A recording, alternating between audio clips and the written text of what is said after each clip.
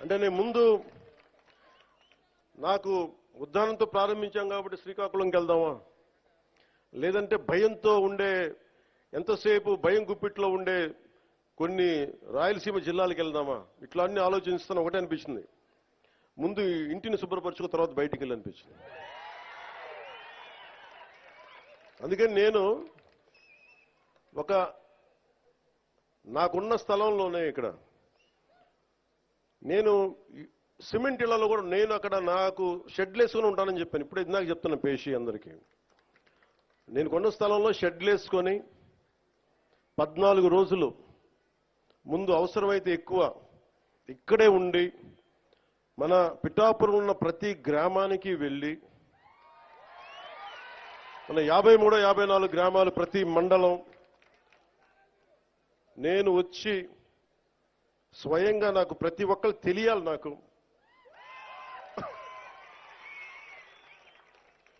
అందుకని నాకు అదే కావాలి. మన ఇద్దరు కూడా రోగి అదే కోరుకున్నాడు, వైద్యుడు అదే ఇచ్చాడండి. అలా మీకు అదే కావాలి, నాకు అదే కావాలి.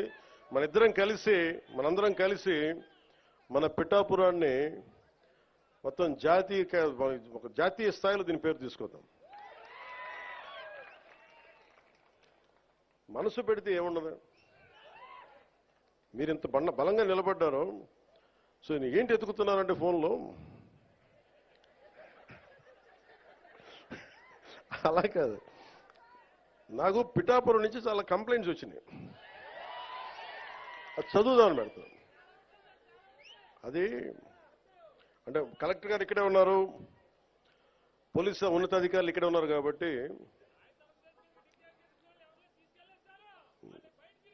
అలా కొన్ని బయట మాట్లాడుకున్నాయంటే, కొన్ని లోపల మాట్లాడుకున్నాయి ఉంటాయి. కొన్ని ఇంటి సమస్య ఇంట్లో ఇళ్లలోనే మాట్లాడుకుందాం. అంటే పిఠాపురం పట్టణంలో కొంత ఎస్పీ గారి దృష్టికి తీసుకొస్తా కొంత ఉదాసీనంగా ఉన్నారు మన పోలీస్ వ్యవస్థ అని చెప్తా ఉన్నారు. ఒకసారి మీరు చేయండి, ఎందుకంటే చిల్లర దొంగతనాలు పెరుగుతూ ఉన్నాయి. గంజాయికి అలవాటు పడ్డ కుర్రాళ్ళు 100, 500 లాక్కొని పోతా ఉన్నారు. దొంగతనం చిన్నదే కావచ్చేమో కానీ ఊళ్ళల్లో నోటి మాట ద్వారా దొంగతనాలు పెరిగాయి అనేది మొదలైతే పవన్ కళ్యాణ్ వచ్చి దొంగతనాలు పెరిగినాయంటే చాలా దరిద్రంగా ఉంటుంది. దయచేసి చూసుకోండి. సహా చెప్తా, ఇంకా చాలా లిస్ట్ ఉంది, చదవనే. పిఠాపురం పట్టణంలో రథాలపేట, ఇందిరానగర్, అగ్రహారం ప్రాంతాల్లో గంజాయి వాడకం పెరిగినది ఉంది. అవునమ్మా? అలాగే తుని నుంచి వచ్చేవాళ్ళు ఇక్కడ కుర్రోళ్ళకి గంజాయి సప్లయర్స్గా మారుస్తున్నారని ఇది ఉంది దృష్టి. అలాగే మొన్న ఎస్సీ బాయ్స్ హాస్టల్లోకి వెళ్ళి కొంతమంది పిల్లల్ని కొట్టి 10-25 రూపాయలు లాక్కొని హాస్టల్లో వాళ్ళని డబ్బులు తీసుకున్నారని చెప్పారు. అదే రోజు మళ్ళీ పోలీస్ కంప్లైంట్ చేస్తే పిల్లల్ని తిరిగి కొట్టారని ఉంది నా దృష్టికి. అలాగే ఈ నెల 2వ తేదీన దారి కాచి ఒక వ్యక్తిని కత్తితోటి బెదిరించి ఒక బంగారు గొలుసు జేబులు 500 లాక్కొని వెళ్ళిపోయారు. పిఠాపురం పట్టణంలో ఉన్న RRBHR ప్రభుత్వ జూనియర్ కాలేజ్ దగ్గర ఈవ్టీజింగ్ పెరిగిపోయింది. బైక్స్ మీద రౌండ్స్ కొడుతూ అమ్మాయిల్ని ఇబ్బంది పెడుతూ వేధిస్తున్నారు. ఈ విషయాన్ని ప్రిన్సిపల్ శ్రీ కేశవరావు గారు 3 నెలల క్రితమే పోలీస్ స్టేషన్కి వెళ్ళి తమ కాలేజీ మొదలయ్యే సమయంలో పోలీసు ఉంచితే అమ్మాయిలకు భయం ఉండదని చెప్తా ఉన్నారు. ఈ కాలేజ్ దగ్గరే కాదు, పట్టణంలో ఉన్న ప్రైవేట్ కాలేజీల దగ్గర, బస్ స్టాండ్ దగ్గర ఈవ్టీజింగ్ పెరిగింది. రాత్రి వేళ రోడ్ల మీద బైక్ విన్యాసాలు చేసే వాళ్ళతో ప్రజలు ఇబ్బంది పడతా ఉన్నారు. ఇలాంటివన్నీ చాలా ఉన్నాయి. సెటిల్మెంట్లు పోలీస్ స్టేషన్లో కాకుండా, లాయర్స్ కాకుండా కొంచెం దయచేసి అందరూ మనస్ఫూర్తిగా దృష్టి పెట్టండి దీని మీద. అంటే ఎందుకు చెప్తున్నాను ఈ మాట అంటే, నేను తిరుపతి సంఘటన జరిగింది. అక్కడున్న పోలీస్ శాఖ గనక నిజంగా అక్కడున్న డిఎస్పీ గారు గనక సవ్యంగా బాధ్యత నిర్వర్తించుంటే, బాధ్యత అప్పచెప్పిన ఎస్పీగా ట్రాన్స్ఫర్ అయ్యేవాళ్ళు కాదు. నాకు ఇది చాలా బాధ కలిగించింది. అందుకని పిఠాపురంలో నేను ఎవరిని కూడా, మీరు అడగండి కలెక్టర్ గారిని కానీ ఎస్పీ గారిని కానీ, నేను ఎవరిని రికమెండ్ చేయలే. నేనేం చెప్పానంటే, నేను ఎవరిని వెండేట ప్రభుత్వం, మీరు గత ప్రభుత్వంలో మీరు పనిచేసి ఉండొచ్చు, నాకు తెలియదు, నేను అన్ని మర్చిపోతున్నా, గతం అంతా మర్చిపోతున్నా. ఇప్పుడు ఫ్రెష్గా ప్రారంభిద్దాం. నేను మిమ్మల్ని జడ్జ్ చేయను. నాకు ఇవ్వాల్సిందల్లా సుపరిపాలన ఇవ్వండి. తన్నా మన అని భేదం లేకుండా అందరికీ సమ న్యాయం చేయమని అంటే, అది జరగకపోతే మటుకు మళ్ళీ నా లాంటి వాడు వచ్చి రోడ్ల మీద తిరిగితే ఎవరికి నిద్రాహారాలు ఉండవు. అక్కడ దాకా తీసుకెళ్ళదు. ఎందుకంటే నేను ఒక రౌడీ మూకను ఎదుర్కోవడానికి, గుండాల మూకను ఎదుర్కోవడానికి నేను మొదటి తరం రాజకీయ నాయకుడిని. నేను మొదటి తరం రాజకీయ నాయకుడిని. మా నాన్న ముఖ్యమంత్రి కాదు, మా నాన్న కానిస్టేబులే. నాకు 10 మంది తెలియదు. ఈ వేదిక పైన ఉన్న పెద్ద అధికారులు, ఐఏఎస్లు అంటే నాకు భయం వేస్తుంది. నాకు పెద్దది, ఇంకా నేను చిన్న ఉద్యోగ కొడుకుని కదా. మా నాన్న ఏం చెప్పాడు, చిన్నప్పుడు వచ్చారు, దొరగారు వచ్చారు, ఇంట్లో నుంచి భోజనం పంపించాలని చెప్పాడు.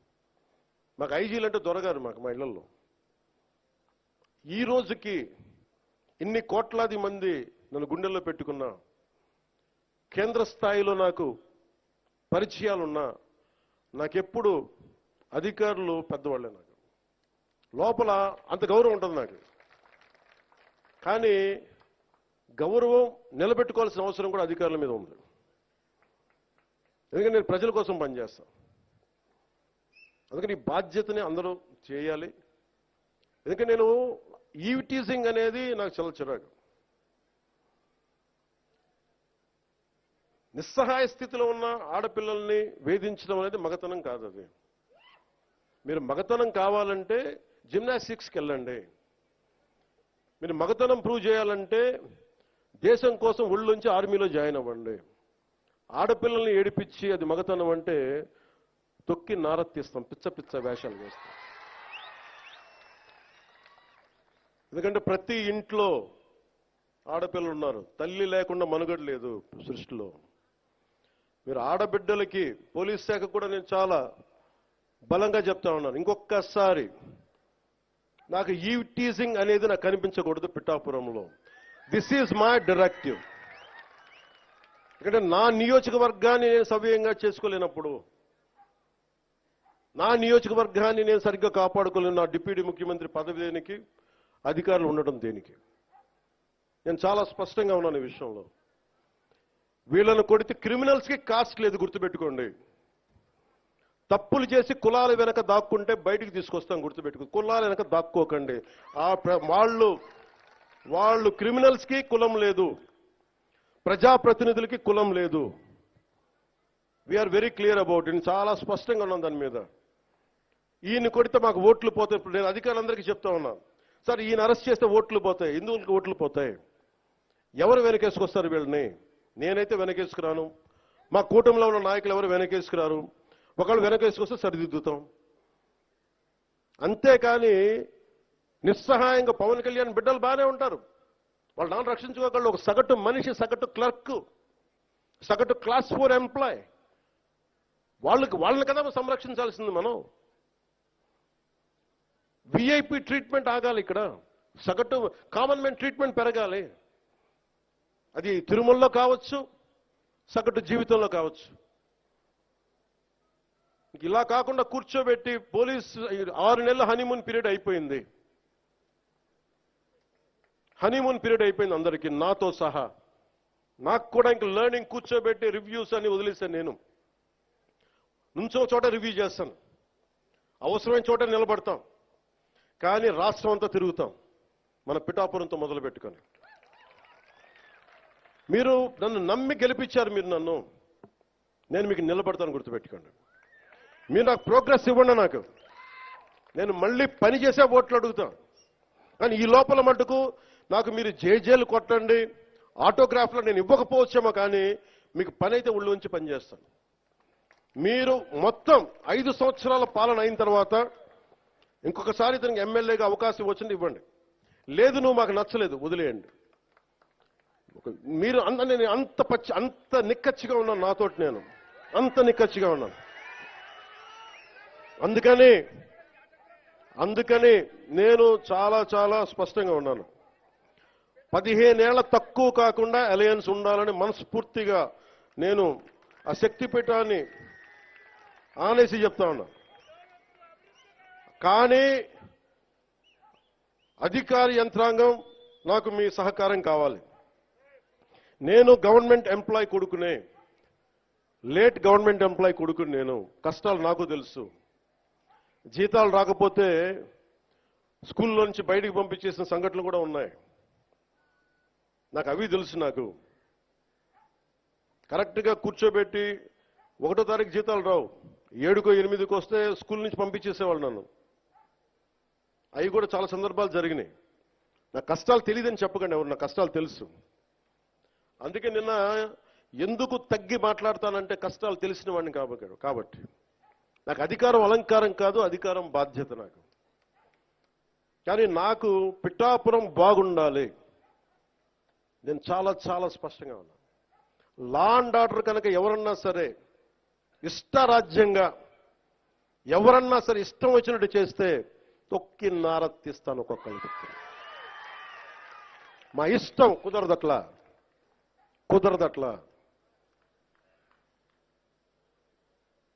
ఇది చాలా చాలా జాగ్రత్తగా ఉండాలి. ఇది నేను తెగించి వచ్చాను రాజకీయాల్లో, గుర్తుపెట్టుకోండి.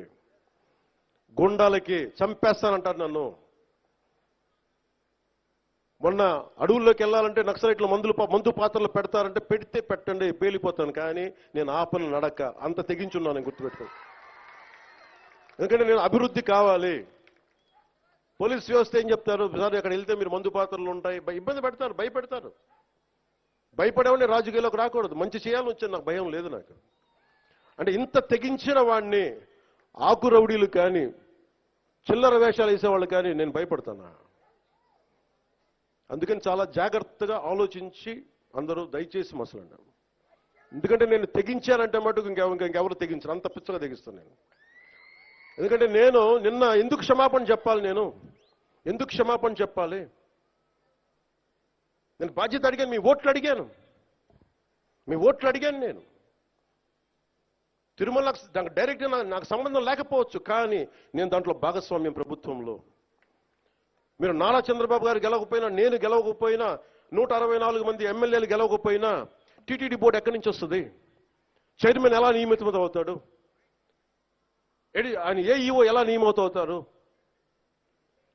ఈఓ ఎలా నియమితులు అవుతారు? మేము గెలిస్తేనే మీరు, అది ఎక్కడి నుంచి వచ్చింది మాకు గెలుపు? మీరిస్తే. అందుకు మీకు నేను క్షమాపణలు చెప్పాను. నేను కోరుకునేది ఒకటే, ఎప్పుడో చెయ్యని తప్పుకి జపాన్ లాంటి దేశంలో ప్రధానమంత్రి ఆయన పుట్టక ముందు జరిగిన తప్పుకి ఆయన పార్లమెంట్లో క్షమాపణలు చెప్పారు. మనం నేర్చుకోవాల్సింది అది. వాళ్ళు చేయకపోయినా 3 తరాల ముందు తప్పు చేసినా క్షమాపణలు చెప్పారు. నేను ఈ రోజున అడుగుతుంది, టీటీడీ బోర్డు పాలక మండలి చైర్మన్ గారు కానీ, సభ్యులు కానీ, ఈఓ కానీ, ఏఈఓ కానీ, మీరు ప్రెస్ మీట్ పెట్టి క్షమాపణలు చెప్పండి. నేను క్షమాపణలు చెప్పినప్పుడు మీకు క్షమాపణలు చెప్పడానికి నామోషి ఏంటి? బాధ్యత తీసుకోండి, బాధ్యత తీసుకోవాలి. ఇది చాలా బాధ కలిగించేది. మాకు సంబంధం లేదంటే ఎట్లా? నా తప్పు కాదంటే రాజు 7 చేపలు కదలా, మరి ఎవరు చేస్తారు ఇది? నాకేం సరదా నాకు క్షమాపణలు చెప్పడం? నేను దోషిగా నిలబడాలా ఇలాంటి సంఘటనలో? అందుకని ఎందుకు నేను డాంపెన్ చేశాను, ఎందుకు తగ్గించాను సంక్రాంతి సంబరాలంటే, వాళ్ళు ఎంత గొప్పవాళ్ళంటే చనిపోయిన 6 మంది వారి కుటుంబ సభ్యులు దేవుడు పట్టుకెళ్ళిపోయాడు అంటున్నారు. 36 మంది గాయపడితే ప్రతి ఒక్కరిని పేరు పేరున పరామర్శిస్తే అందరూ కూడా నలిగిపోయి 100 మంది మీద పడిపోయారు. ఎంత ఉంటుంది ఒక ఆడపడుచు మీద పడిపోతే, పెద్ద ఆవిడ మీద పడిపోతే? తమిళనాడు నుంచి వచ్చారు. ఎలా ఉందమ్మా మీకంటే, కడవలు పాత్రికాంగయ్యా, కడవలు వెళ్ళి దేవుడు బయటికి తీసుకొచ్చాడు మమ్మల్ని అంటా ఉన్నాం. ఎంత పెద్ద మనసుతోటి సరిగ్గా చూసుకోలేదయ్యా మమ్మల్ని. కానీ ఏం చేస్తాం, మా కర్మ ఇలా కాలింది. అది దేశం తాలూకు దౌర్భాగ్యం. ప్రజలు ఇంత బాధ్యత ఇప్పుడు కష్టం వచ్చినప్పుడు ఎంత అద్భుతంగా చెప్పారంటే నాకు కన్నీళ్ళు వచ్చినాయి. నాకు నిన్న కరిగిపోయాను నేను. వీళ్ళ క్షమాపణలు చెప్పదు ఇంకెవరికి క్షమాపణలు చెప్తాం? ఏఈఓ కానీ, ఏఈఓ వెంకయ్య చౌదరి గారు కానీ, ఈఓ శ్యామలరావు గారు కానీ, చైర్మన్ బిఆర్ నాయుడు గారు కానీ, టీటీడీ బోర్డు సభ్యులు, పాలక మండలి సభ్యులందరూ కానీ, మీరందరూ వచ్చి ఒక్కొక్క వ్యక్తి గురించి కథ వింటే అప్పుడు మీకు బాధ అర్థమవుతుంది. క్షమాపణలు చెప్పండి. మీరు క్షమాపణలు చెప్పి తీరాలి. వేరే దారి లేదు మీకు.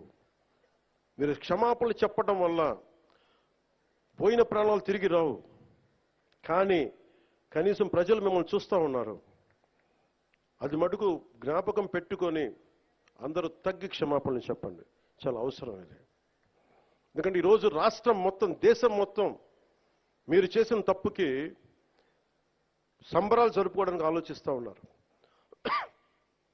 4 లక్షల మంది ప్రజలు గరుడోత్సవాలకు వస్తే క్రౌడ్ మేనేజ్మెంట్ చేయగలిగే వాళ్ళు అక్కడ చేయలే. 2500 మంది. చాలా బాధ అనిపించింది. Lack of management, crowd management లేక,